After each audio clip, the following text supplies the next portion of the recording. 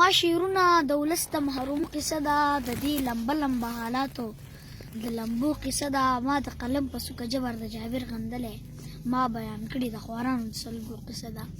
السلام علیکم مینوالو، زما د والد صاحب مخکتنه ده، نو بس هغې ته ولاړ ور روان یو.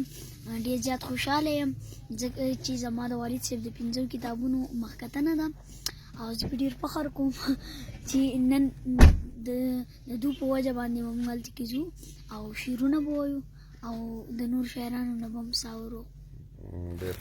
نو کم ملګري چې زما هم اوري په 1 بجې د ودودیه حال ته ځان راورسوي کنه. او ستا ملګري زما ملګري ټول راشي. استاد صاحب موږ سره ناست دی. استاد صاحب جی صاحب ورګي ښه جي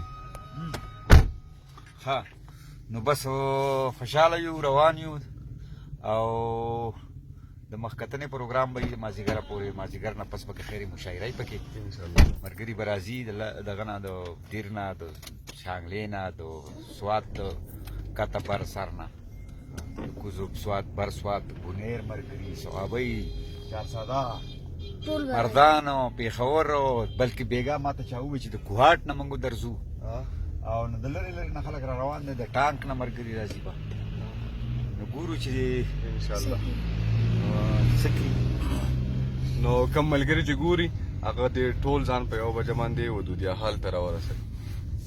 بالکل بالکل.